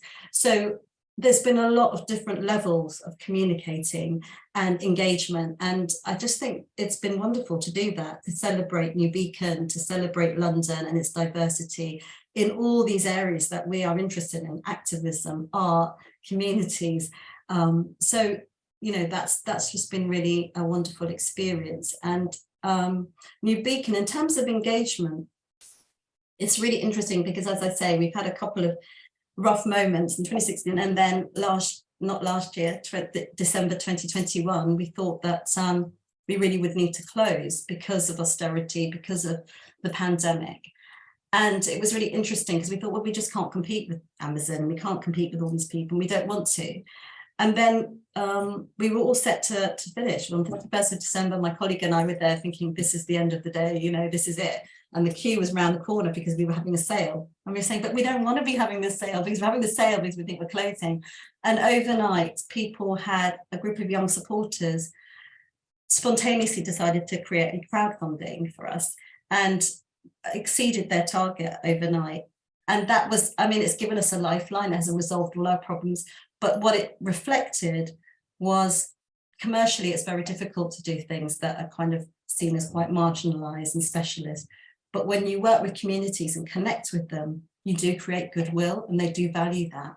And that was really wonderful for us, because it made us feel actually what we're doing is important. Obviously, our challenge is, how do we survive and how do we make it work? And all the engagement with the community is the big part. We have to do that. We have to keep connecting with different groups.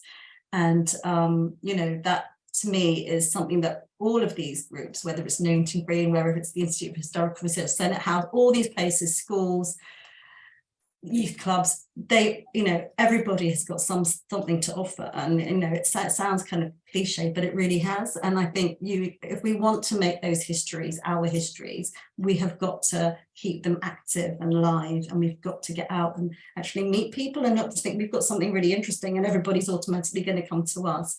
How do we, create that dynamic? And I just think, the content of what we're planning to do with CML is really bringing in people from all backgrounds, those marginalised groups who really who want to get involved, whether they're artists, whether they're writers, whether they don't even know that they are yet, but they want to do something where they can feel connected to history, is something that's going to be a key part of how we move forward into the actuality of having a space, hopefully next year. So yeah, that's it. Thank you. Thanks so much, Nadia. And I knew of some of those projects, and there was some of that work that I didn't know about. I mean, the relationship you have with that school is, fantastic. And, that I would highlight to anyone that is a really good example of like best practice with working within a school. It's building that relationship. It's being mutually beneficial. And like what you said, Nadia, as well, it's about, that's the kind of values that you have at New Beacon Books, so it's worth you doing it. And sometimes it's really hard to advocate for that kind of work if you're within a commercial setting, or if you're, reliant on external funding, but it does pay off massively to do that. I'm going to hand over now to Holly, because that's quite a good link actually, because Holly works on a variety of different projects and works really innovatively with schools as well. But Holly's kind of coming at it from a different background. And I thought that there's loads of really valuable lessons. I've only been at Sound City for a couple of months, but working in a different kind of sector, but on these kind of public engagement projects, I've learned loads already. So I thought it'd be really valuable to ask Holly to kind of share how her public engagement work works. So Holly's camera's not working, so it's just going to be via voice. Is that right, Holly? Yeah, that's right. Yep. Great. Go ahead. Hi everyone, I'm Holly Jones. Thanks for watching and listening. I'm going to try and keep it short, as I know there are probably people that will have questions for all the other speakers. As Amy previously mentioned, I am the B2B and Education Event Manager at Sound City. So we're a Liverpool-based new events company, but we also run a number of training and mentoring programs. So a key part of my role involves outreach and engagement with schools and young people across Merseyside. I feel really lucky to be working and living in Liverpool, because there's so many creative and talented young people that make up the city and the surrounding community as well. So I'm not actually based in the history sector, as Amy's already covered, so I can't offer experience directly related to public engagement and history, but I'll give an overview of my work with engagement based in the music and creative sector. So I'm quite new to the role, so I've only actually been doing this for 6 months already, but I'm learning a lot and learning as I go, which is really good. And yeah, working with Amy, which is great because she's got some amazing experience, so I feel very lucky to be learning off her. So I'm working with young people currently across the Merseyside boroughs. So I'm currently working on a Merseyside Music Education Hub Alliance project, which involves working with each of the 6 boroughs to deliver music careers events to young people. So the project is actually funded by the Arts Council. They're a national development agency for creativity culture. So these events, there's 6 events in total. We've already run, we've run 2 so far, and we've got another one coming up next week in Southport in Sefton. So the Music Careers Day themselves consist of panels talking about educational pathways into music, both free training and paid courses. We also run a number of workshops such as DJing and songwriting and kind of like live tech and stuff in the music industry. So some of the speakers that we've had include Eve Horn, who is a singer-songwriter. She also runs a podcast called We Are the Unheard, which explores and provides people in the industry with a platform who've felt that they've been unheard. So it really gives them that platform to kind of be able to share their experiences with audiences. We've also had Esme O'Keefe, who is a label manager at Liverpool record company Modern Sky, and M. Robert, who is a radio producer at Hits and Capital Radio. So that's just kind of a little overview of some of the people we've had some incredible artists, musicians, producers. Yeah, the list is endless. But so to recruit the students for these events, I've been liaising directly with the music services in each of the boroughs. to recruit young people aged 14 to 16. So a lot of this work has included working with the council services and the heads of music across the schools in the Merseyside area. So this is kind of been completely new to me. I've never actually worked with schools before, so it's been a massive learning curve trying to kind of work out what's best, like how to best engage schools across the whole of the boroughs. But so far we've had really great engagement on these events, which is amazing, and what we'd kind of hope to achieve with the project. Like everything, I guess there has been a few issues in terms of funding primarily. So we've noticed that a lot of the schools really want to engage with the events and want to be part of them, but they don't have the additional funding to transport the children to these events. So I guess that was a bit of an oversight on my part when I first started working on the project, as we hadn't kind of set aside any money to cater for this. So obviously going forward, this has been like at the forefront, because we want to make sure that we can access the people that really need it across all of them, across all communities. So that's been a massive learning curve so far. But it's been really great working on this project and engaging with these communities. I think one of the key things that we wanted to show with these events was that you don't have to move outside of your kind of like the place you grew up or your local area to access these careers. So we're really engaging with people in Liverpool and the Northwest, and we're kind of creating those pathways in the music industry, which is just great, because I think the kind of message out there within this sector can be that it's based in the South, like you have to move to London. But there's so many amazing companies and people that are doing great things in the music industry up in the North, and that's what we've kind of been highlighting, which has been amazing. So, well as the MMEHA project, I also manage a number of training and mentoring programs that we run with Sound City. So primarily Sound City launch training. So this is a free 10-week course which covers different aspects of the music industry, such as PR, live songwriting, kind of like tech aspects. It gives a really kind of all-rounded overview of the industry. So for this, we recruit young people aged 16 to 24 to take part. So this is Liverpool based, but also Northwest based, and we primarily target individuals who haven't engaged in higher education or haven't had previous training or experience in the music industry. So I think it's really important that we're kind of giving that platform to the people that can't currently access for whatever means, such as funding. So I thought I'd kind of give a few points on the issues with the engagement I've encountered so far. Like, as I said, I'm still learning as I go, but I think it's always good to look at the problems. So I feel like specifically with music, compared to other subjects such as history, it isn't always seen as a core subject. So I've found that it can be difficult to get that engagement with the schools, as sometimes it's seen as not one of those core subjects. So we've kind of had to give it an extra push to engage with the schools and show that there are careers and there are ways forward within this sector. Another issue is the lack of diversity. So I found with a lot of the councils that I've worked with, sometimes they tend to be reaching out to more of the affluent schools, so kind of private schools over public funded schools, which is not at all what we wanted to project. We kind of wanted to reach the people that needed it most.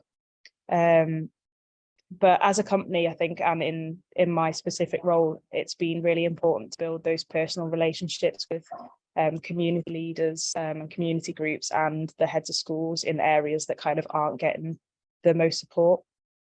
So I think one of the main things that I've learned is like the importance of building those relationships, and they do take time. They kind of won't come overnight.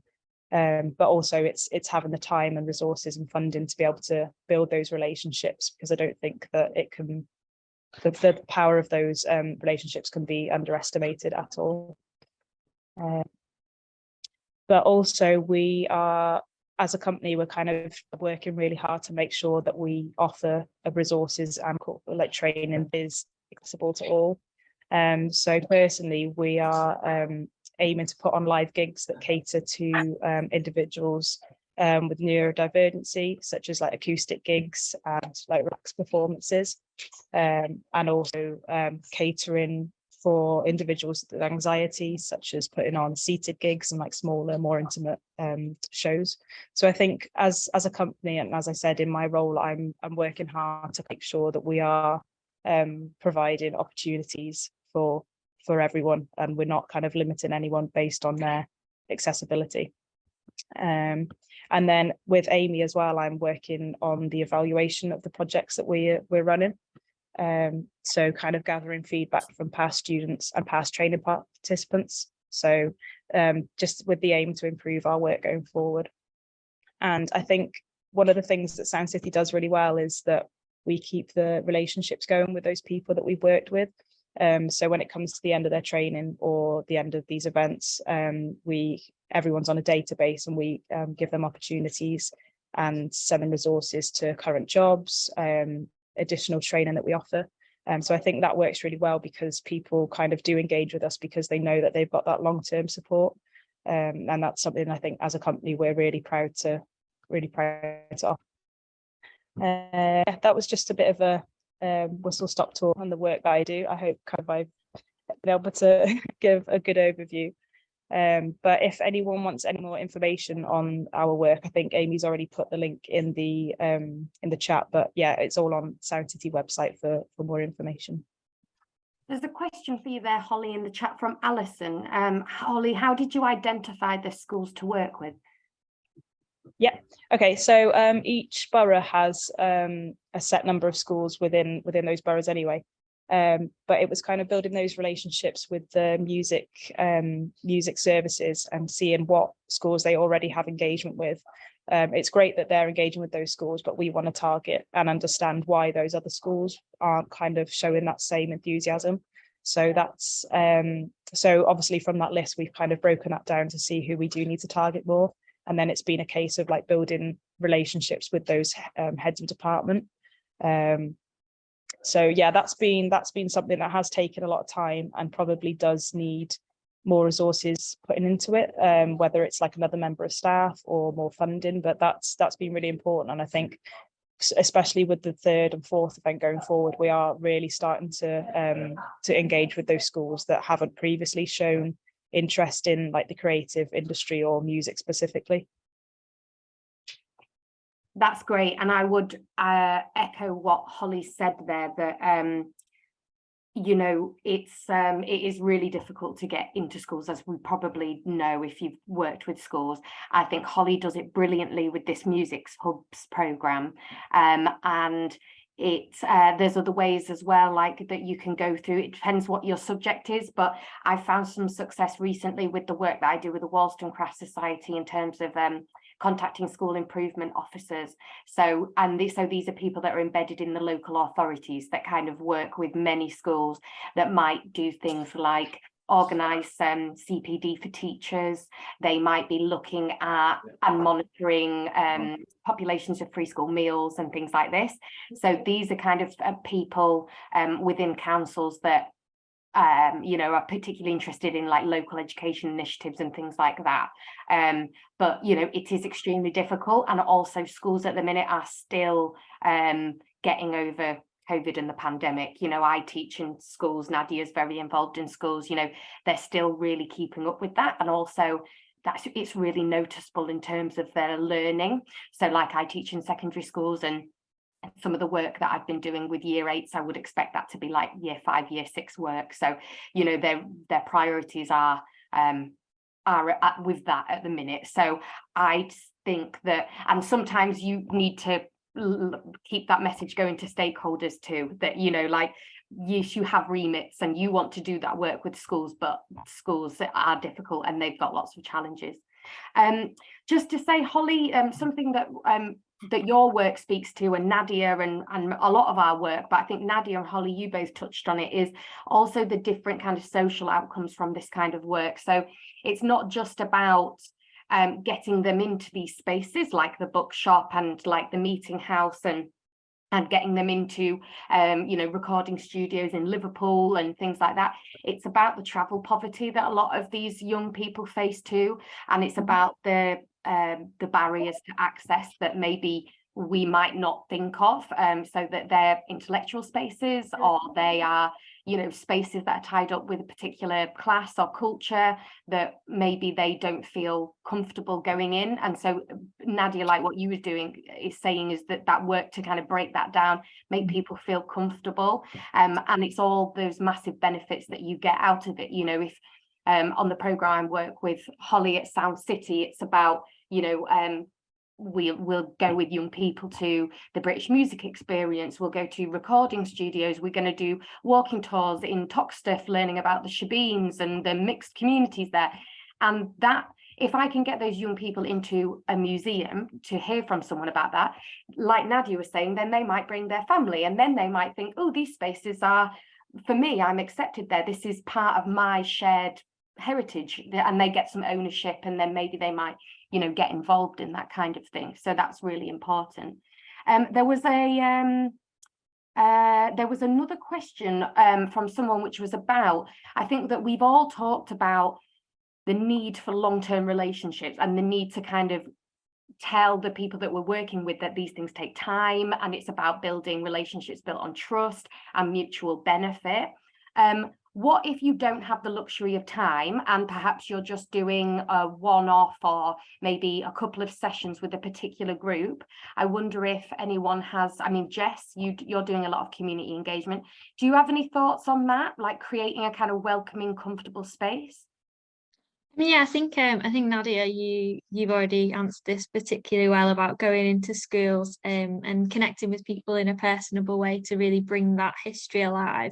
I think my personal approach to it is thinking about that person-centered practice, and it's not something you can sort of switch on and switch off. It's what you have to do in your whole of your engagement practice. So, really setting up that environment as something that's really welcoming to people, and you're making it clear that this is a space where everyone's got a story to share, and it's equally important, and and empowering people to do that. And I think when you're being personable in that way with people, and you make the environment comfortable, then they become more open, and they share those stories, you build those connections more quickly. So yeah, I think it's about just setting it up from the start. And then I think it's practice as well. I think the more you deliver engagement with people, the easier it becomes to connect with them quickly. Yeah, definitely. When I was at the meeting house and we were in the pandemic, we had to do a lot of this work online. That's really difficult because you can't really engage in the same way, and so we were kind of thinking, we were having really challenging conversations about, like Banu touched on earlier, like different types of feminism and, things like that. And with people that maybe are varying different degrees of how much they know about feminism or engage with it. And we were doing it online, that was really difficult. But trying to create these kind of spaces, I felt like it was really important in terms of, security, letting everyone know what the expectations are of the session, letting everyone know what kind of behavior we're expecting. And that sounds like school. It doesn't have to be like school, but it just, just that clarity. It's kind of like if you're in teaching and things, doing what you can do to be accessible benefits everyone, not just the people that have additional needs, So explaining who you are, what you're there for, and then, explaining how the session's going to run, and then explaining what you're expecting and when to chip in and when to perhaps be quiet or reflect, letting people know you don't have to have your camera on. If you want to have a lie down and just be listening to it, that's totally fine. I think that, and I would say if you're not comfortable delivering that, because these skill sets are completely different skill sets to like research skill sets. Some people can do both, some people can't, get someone in that can do that, because it will pay off massively.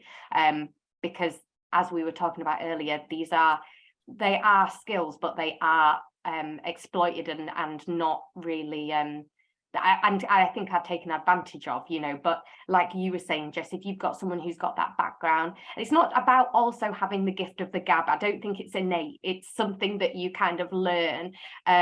I think that that will pay off massively if you've got, you know, only one session or a couple of sessions. I think it's about learning the parameters of that. Also, have good loos, have tea and coffee, have good biscuits, you know, show respect. I think that's a really important thing when it comes to that. And we're running out of time, so what we'll do is I will, if anyone has any further questions or anything, you had my email. I'll just pop it up again there.